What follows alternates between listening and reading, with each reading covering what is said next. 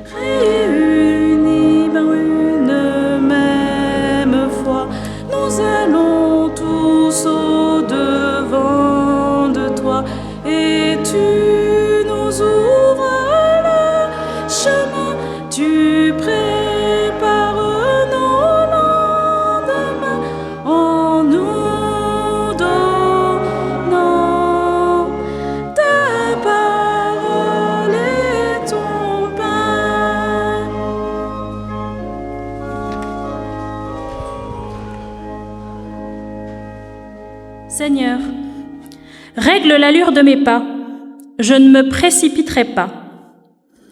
Tu m'incites à des pauses régulières, tu me pourvois d'images paisibles qui rétablissent ma sérénité.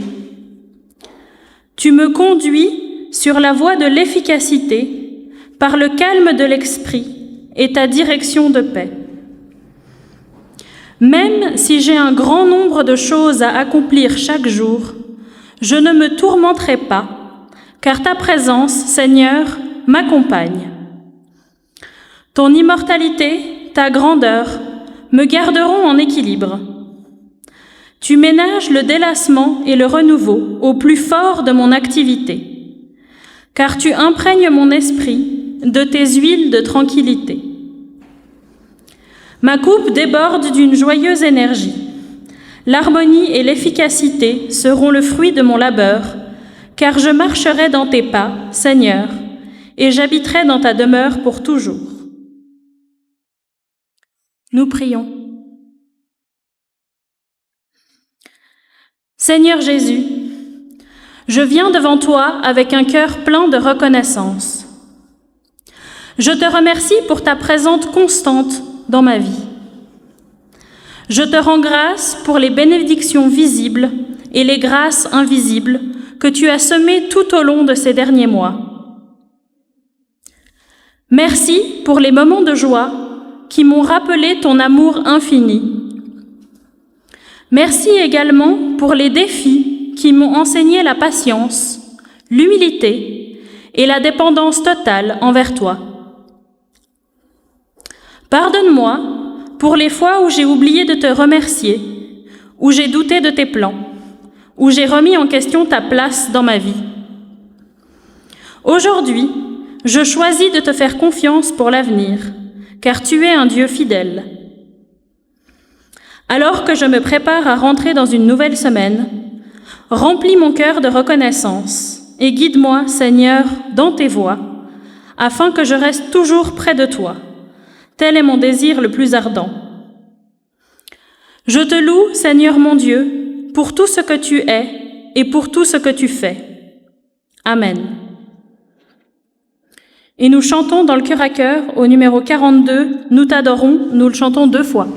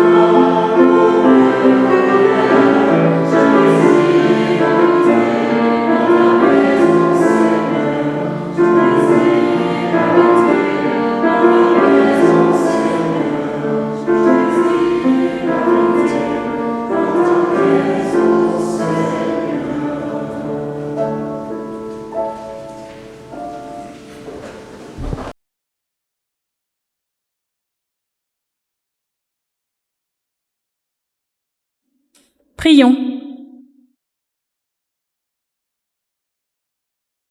Seigneur, apprends-nous l'écoute de ton silence et de ta parole. même si parfois il nous semble difficile de t'entendre et de te comprendre.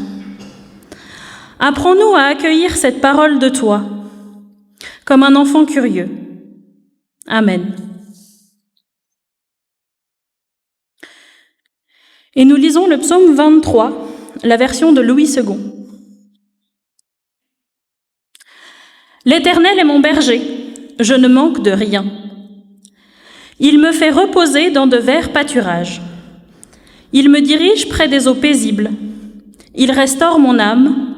Il me conduit dans les sentiers de la vie juste, à cause de son nom.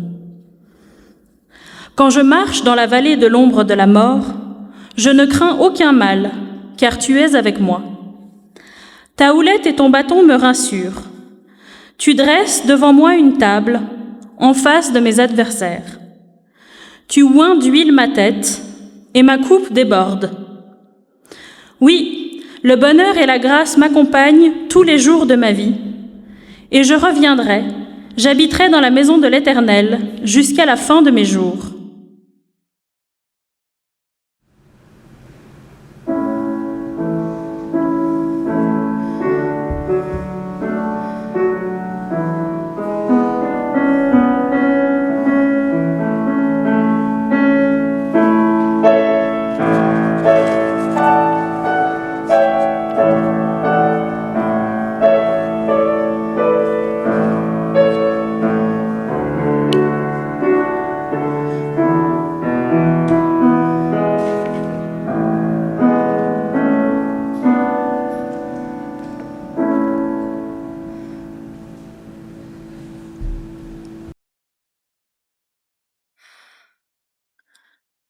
Nous lisons le psaume 23 toujours, actualité par Christian Vez. Mon coach, c'est Dieu. Avec lui, j'ai tout ce qu'il me faut. Quand je suis fatiguée, il m'offre des aires de repos, des plages vides dans mon agenda, des rencontres qui me désaltèrent. Quand je n'en peux plus, il me restaure, comme on restaure une maison délabrée.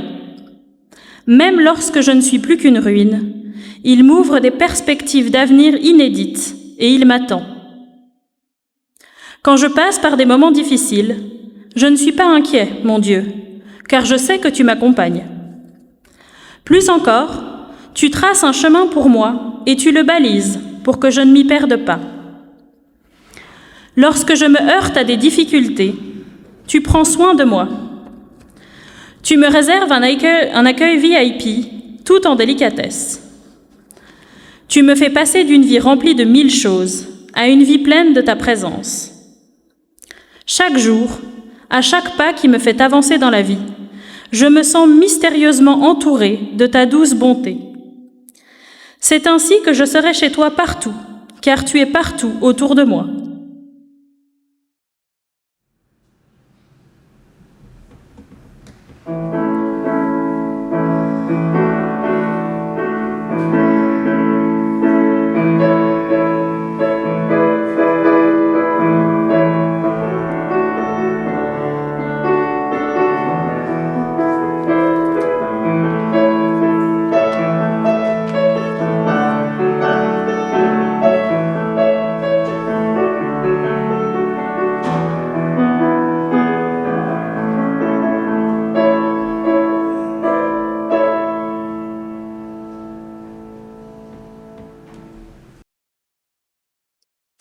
Et nous lisons dans l'Évangile de Jean, au chapitre 10, les versets 11 à 18. « Moi, je suis le bon berger. Le bon berger donne sa vie pour ses brebis. Mais le mercenaire, qui n'est pas berger, et à qui les brebis n'appartiennent pas, voit venir le loup, abandonne les brebis et s'enfuit. Et le loup s'en empare et les disperse. C'est qu'il est mercenaire et qu'il ne se met pas en peine des brebis. Moi, je suis le bon berger. Je connais mes brebis, et mes brebis me connaissent, comme le Père me connaît, et comme je connais le Père. Et je donne ma vie pour mes brebis. J'ai encore d'autres brebis, qui ne sont pas de cette bergerie. Celles-là, il faut aussi que je les amène. Elles entendront ma voix, et il y aura un seul troupeau, un seul berger. Le Père m'aime parce que je donne ma vie afin de la reprendre. Personne ne me l'ôte, mais je la donne de moi-même. J'ai le pouvoir de la donner et j'ai le pouvoir de la reprendre. Tel est l'ordre que j'ai reçu de mon Père. Et nous chantons dans le cœur à cœur au numéro 47.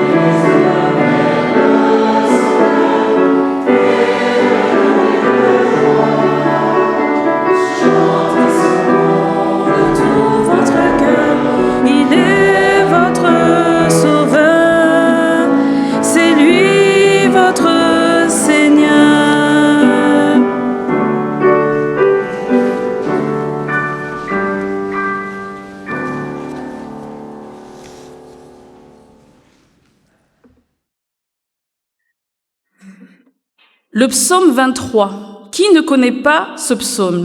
L'Éternel est mon berger. On l'entend souvent dans des films, dans des séries, et c'est peut-être justement l'un des psaumes que tout le monde connaît lorsqu'on fait une référence. Lors de notre partage de Bible au jardin de mardi dernier, je redisais en fait aux personnes présentes mon étonnement d'avoir redécouvert ce psaume. Ce psaume, je me suis dit qu'il nous accompagnerait bien parce que le thème, il y a des sonneries, parce que le thème que nous avons eu cette semaine, c'était le bâton.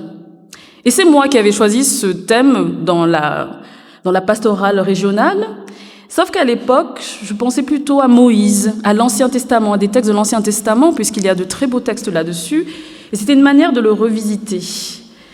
Mais c'est en passant quelques jours du côté de Châteaudet, avec ma famille, en voyant les montagnes. Alors, je n'ai pas vu de brebis, j'ai plutôt vu des vaches, des troupeaux de vaches, des pâturages. Mais ça m'a fait penser justement au rôle du berger. Et justement, quels sont les instruments que possède le berger? Et on vous parle, dans ce psaume-là, on le dit, il s'y trouve de belles images, on a l'image effectivement de la montagne, et certains exégètes ont pour point de vue le fait que David aurait écrit ce psaume à un moment justement où tout allait bien, un moment de reconnaissance, de plénitude.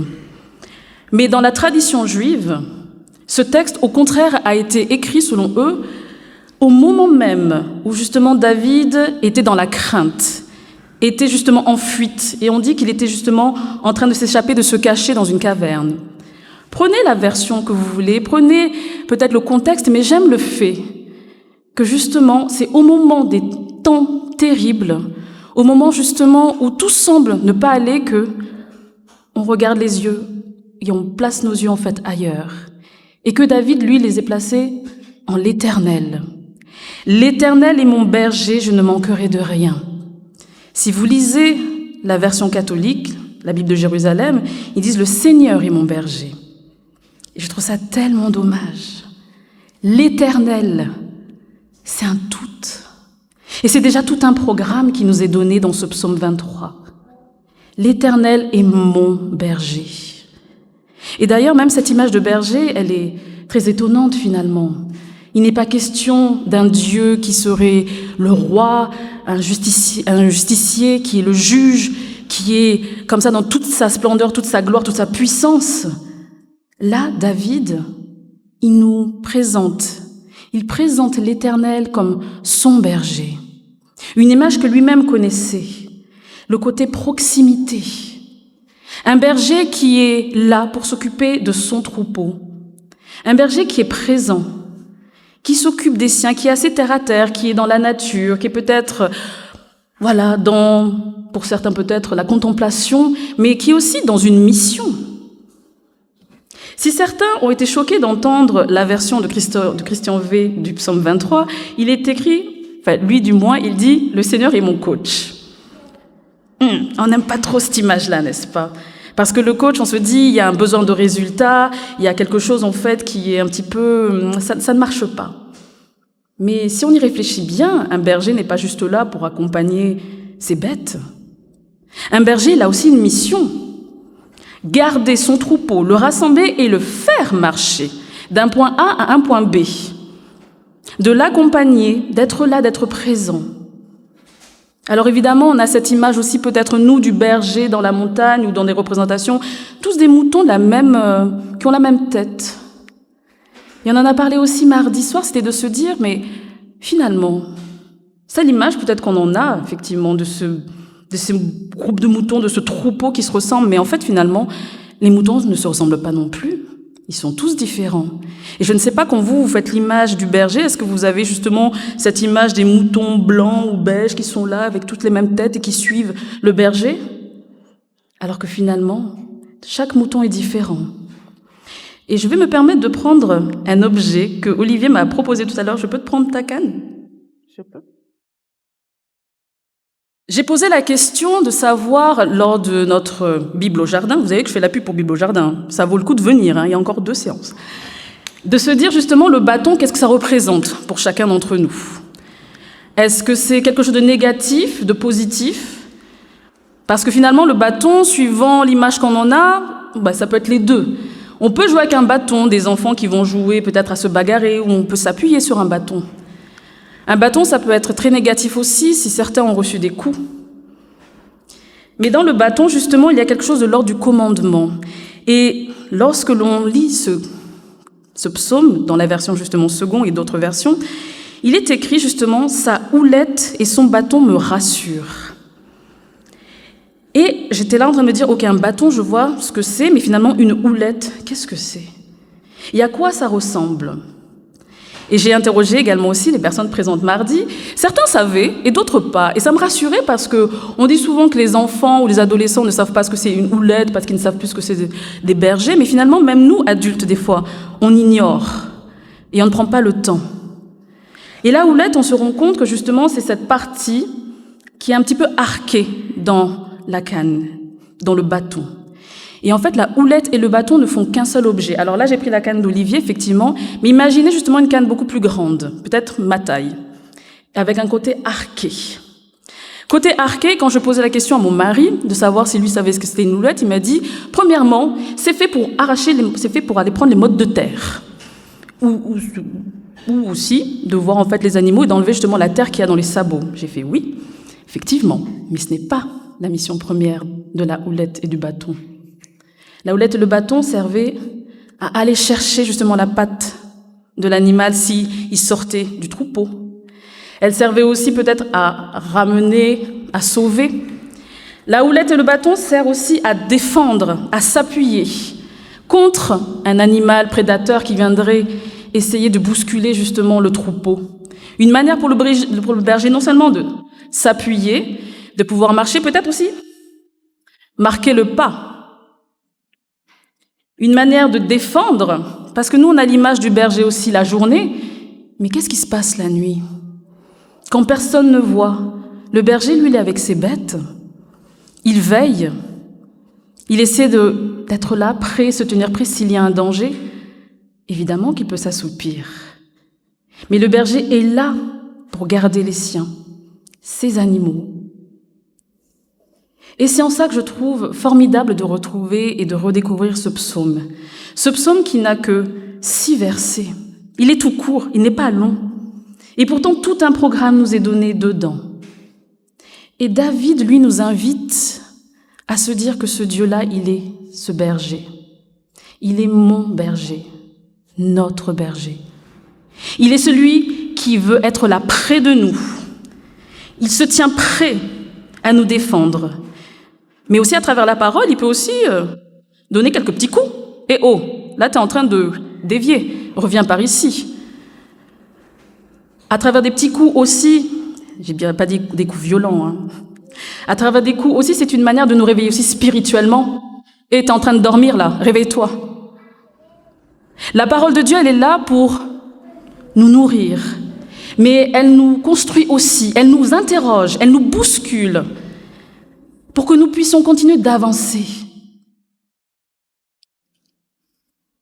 David trouve au milieu de la tempête, pour moi en tout cas, ce calme-là et cette image rassurante de Dieu.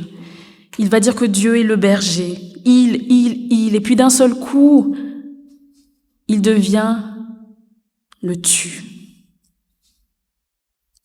Parce que tu me rassures. Tu dresses une table pour moi. Tu me verses de l'huile parfumée. Ce Dieu, il devient aussi une expérience propre à soi. Et Dieu, c'est ce qu'il fait, il s'invite dans notre vie, pas comme chez notre voisin, notre frère ou notre sœur. Il fait sa part en nous, il œuvre. Et ça, c'est magnifique. Et je ne sais pas comment vous vous placez vis-à-vis de ce psaume-là, mais moi, je trouve qu'il y a quelque chose de rassurant. Parce que oui, des temps difficiles, il y en aura encore, il y en a actuellement, il y en aura toujours, malheureusement. L'homme est capable des bonnes choses, des choses magnifiques, comme des choses en fait cruelles et mortifères. Et on entend des mauvaises nouvelles et on peut se poser la question, mais où est Dieu là-dedans? Que faisons-nous? Est-ce qu'il est réellement ce berger qui prend soin de son troupeau?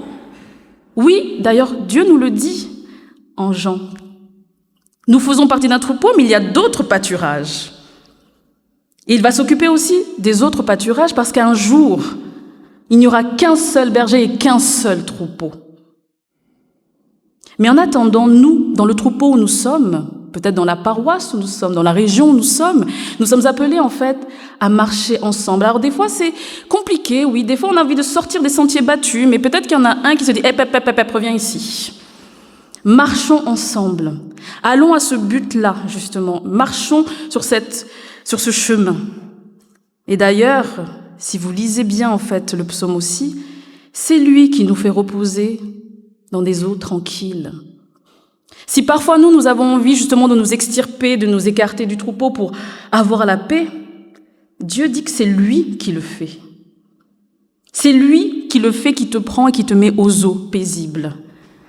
D'ailleurs, c'est comme une injonction, c'est même en fait quelque chose d'impératif. Il le fait. Parce que oui, nous en avons aussi besoin de ça, d'être là, d'être mis au repos, d'être mis à l'eau paisible. En face de mes adversaires, il va dresser une table aussi. Ça, c'est rude. C'est-à-dire que c'est lui qui s'occupe aussi de la restauration. C'est lui qui s'occupe de la réconciliation. Parce que logiquement, on ne dresse pas une table, on ne s'amuse pas à manger ou à boire avec nos ennemis. Mais là, c'est même pas nous qui le faisons, c'est Dieu qui le dit là-dedans. À travers justement David, il le sait. Il sait que c'est Dieu qui va dresser la table, qui va tout préparer en face des adversaires.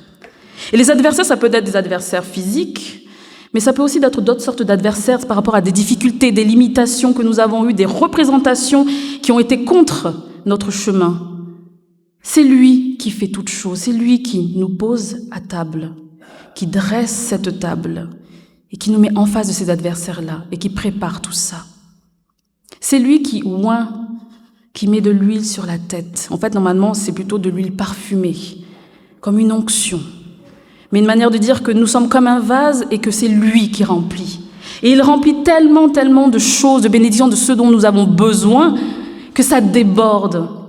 Pas ce dont nous pensons dont nous avons besoin, mais c'est Dieu qui sait et qui remplit cette huile-là. Le bonheur et la grâce m'accompagneront tous les jours et je reviendrai habiter dans la maison de l'Éternel jusqu'à la fin de mes jours. La maison de l'Éternel, finalement, c'est pour préciser, pour nous dire que la maison de l'Éternel, c'est sa présence en nous. Nous sommes le temple du Seigneur. Et parfois, nous voulons marcher sans le Seigneur, consciemment ou inconsciemment. Nous avons des statuts, des connaissances, il y a des choses que nous savons faire. Mais là, il est l'occasion pour nous de nous rappeler que Dieu, il est là et c'est lui qui veut s'inviter chez nous. C'est lui qui veut faire sa demeure en nous. Est-ce que nous l'invitons? Est-ce que nous ne fermons pas cette porte parce que nous savons, parce que je sais, je peux me débrouiller tout seul, pourquoi je le ferais avec Dieu? Pourquoi l'Éternel voudrait être avec moi? Parce que il est ton berger. Et nous sommes une brebis. D'ailleurs, est-ce qu'on se voit comme une brebis? Pas une brebis qui suit tout le troupeau comme ça pour suivre, mais parce que nous avons confiance. Et c'est pour ça que je trouvais intéressant aussi de partager Jean 10 avec vous. Parce que là, c'est Jésus qui reprend cette parole-là. Et c'est Jésus qui reprend l'image d'ailleurs du berger en rajoutant « Je suis le bon berger ». Donc il y a des mauvais bergers? Oui. En tout cas, Jésus est le bon berger. Et il le dit. Le bon berger, lui, il donne sa vie pour ses brebis. Alors je ne sais pas aujourd'hui qui dans son métier ou même en étant en fait berger donnerait sa vie pour les brebis. Plus beaucoup. En tout cas, Jésus l'a fait. Et c'est ce qu'il annonce. Il reprend d'ailleurs cette image que tout le monde connaît. Vous connaissez le fait qu'il y a un berger? Je suis le bon berger, c'est moi qui donne la vie. Et en tout cas aussi, je connais mes brebis. Ça veut dire qu'il connaît la particularité de chacun. Il sait, voilà, où nous avons besoin de lui. Il sait qui doit rappeler parfois un petit peu à l'ordre. Il sait qui doit un petit peu secouer. Il sait tout ça. Parce que le berger est au soin. Et au soin, non pas pour rester statique encore une fois, mais pour être sur le chemin, pour marcher ensemble et pour en perdre le moins possible sur la route. Et nous connaissons aussi l'autre parabole, une autre histoire où un berger qui a 100 brebis, dont une part, il est prêt à laisser les 99 pour aller chercher celle qui est perdue. Économiquement parlant, ça marche pas. Mais dans l'économie de l'évangile et du Christ, ça a de la valeur. Donc ne pense pas comme le monde pense. Ayons les yeux fixés sur Dieu, sur l'Éternel, sur la parole qui est là pour nous nourrir, nous abreuver et pour nous encourager encore aujourd'hui. Il est notre berger. David fait sien ce psaume que nous chantons encore aujourd'hui, que nous lisons. Donc au milieu des ténèbres, au milieu des tempêtes, au milieu de l'incertitude, ayons ce temps-là pour se dire que malgré tout, le Seigneur est avec nous. Il marche, il est prêt à combattre avec nous, il est prêt à nous ramener, il est prêt à veiller, il est là. La question pour nous est, est-ce que nous sommes ces brebis? Est-ce que nous voulons nous laisser guider? Si tu as marché seul déjà par tes propres forces, dis-toi qu'il y en a un qui veut encore plus t'accompagner, te protéger, marcher avec toi ou même au-devant de toi, et que lui a déjà donné sa vie pour toi. Alors que le Seigneur continue d'être, que l'Éternel continue d'être notre berger, qu'il continue d'être là, et que nous puissions redécouvrir encore et encore justement ce magnifique psaume que nous connaissions peut-être, mais que j'espère qu'on redécouvrira encore et que nous puissions trouver la paix, que nous puissions nous attabler un jour en face de nos adversaires et que nous puissions encore et encore toujours demeurer dans sa maison. Amen.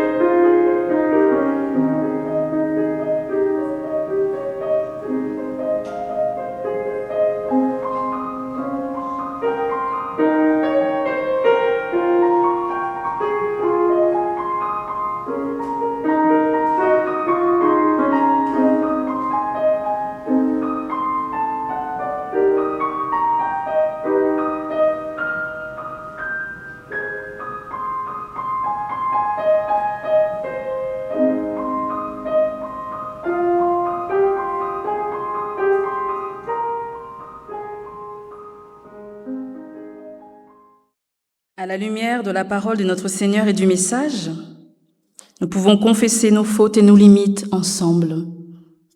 Je vous invite à la prière.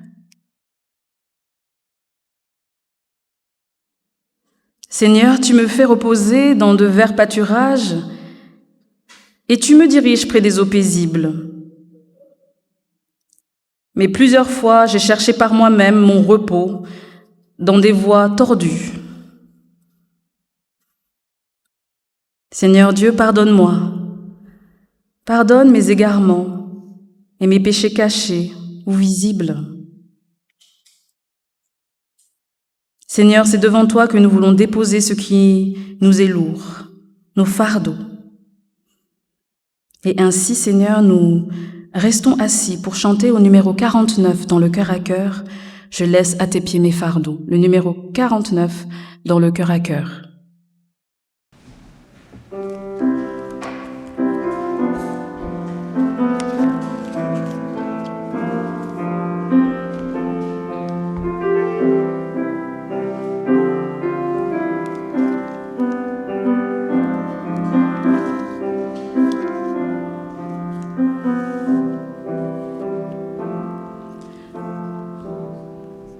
Je laisse à tes pieds mes fardeaux. Devant toi je dépose tous mes soucis. fois que je ne sais pas me diriger, j'abandonne à tes pieds mes fardeaux. Je laisse à tes pieds mes fardeaux. Devant toi je dépose tous mes soucis. Et chaque fois que je ne sais pas me diriger, j'abandonne à tes pieds mes fardeaux. J'abandonne à tes pieds mes fardeaux.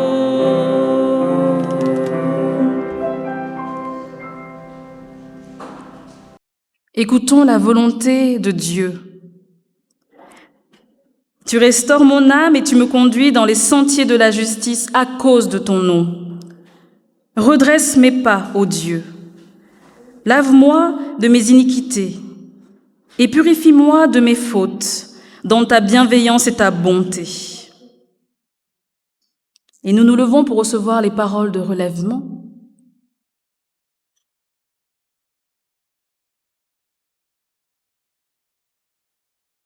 C'est assuré que je déclare que oui, Seigneur, même quand je marche dans la vallée de l'ombre de la mort, je ne crains aucun mal car tu es avec moi. Merci, Seigneur, de ne pas m'abandonner malgré mes fautes. C'est toi qui dresses une table devant moi et c'est toi qui oint ma tête d'huile. Que ta grâce renouvelle mon cœur pour que j'habite pour toujours dans ta maison au siècle des siècles. Amen. Et nous restons debout pour chanter au numéro 110 quand les montagnes s'éloigneraient.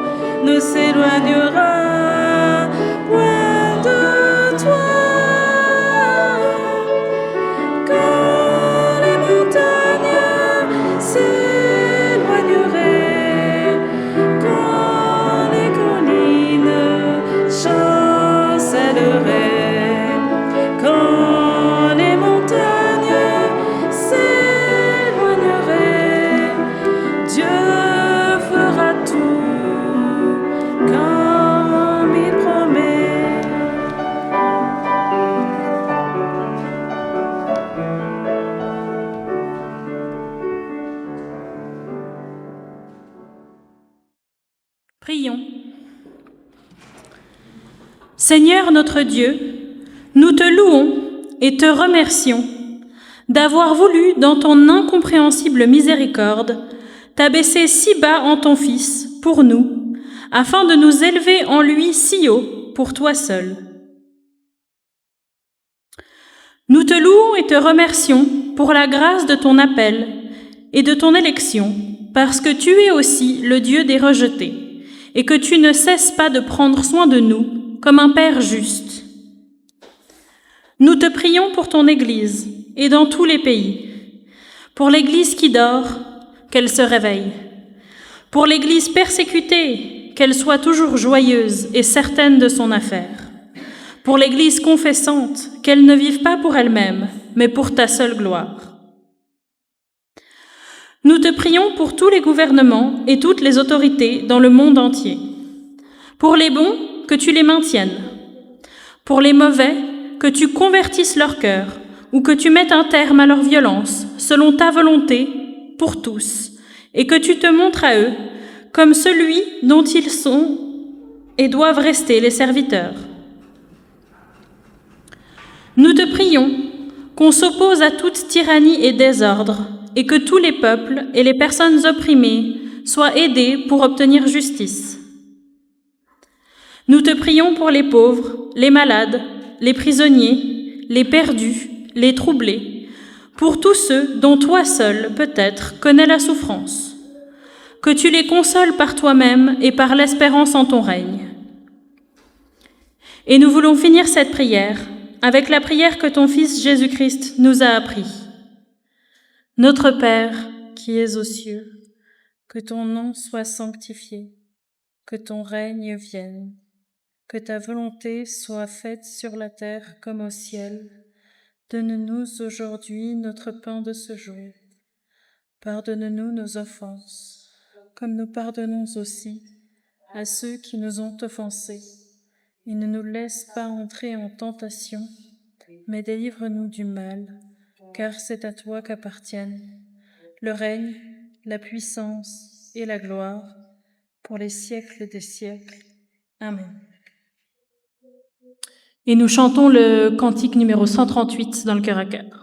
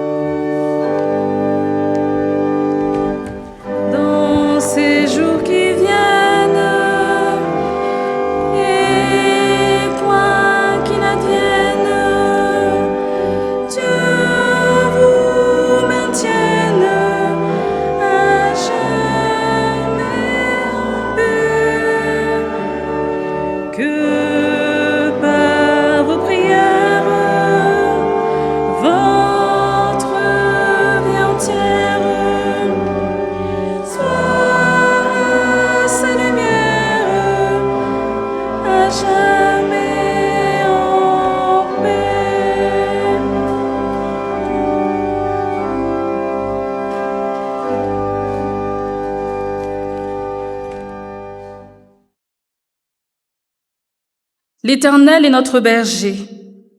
Mais que Dieu vous bénisse d'un inconfort agité face aux réponses faciles, aux demi-vérités et aux relations superficielles, de sorte que vous puissiez rechercher la vérité avec audace, avec un amour profond dans votre cœur. Que Dieu vous bénisse d'une sainte colère face à l'injustice, à l'oppression et à l'exploitation des personnes, de sorte que vous puissiez inlassablement œuvrer en faveur de la justice, de la liberté et de la paix parmi tous les peuples. Que Dieu vous bénisse du don des larmes aversées avec celles et ceux qui souffrent de douleur, de rejet, de famine, de la perte de tout ce qu'ils chérissent, de sorte que vous puissiez tendre la main pour les réconforter, pour transformer leur douleur en joie. Que Dieu vous bénisse avec suffisamment de folie pour croire que vous pouvez vraiment faire la différence dans ce monde, afin que vous deveniez capables, avec la grâce de Dieu, de faire ce que d'autres prétendent impossible. Et que la bénédiction de Dieu, suprême majesté, et notre Créateur en Jésus-Christ, le Verbe incarné, qui est notre frère et notre sauveur, et que l'Esprit Saint, notre avocat et notre guide, soit et demeure avec vous aujourd'hui et pour toujours. Allez avec la bénédiction du Seigneur. Allez avec la force que vous avez. Allez, le berger est en chemin avec vous. Amen.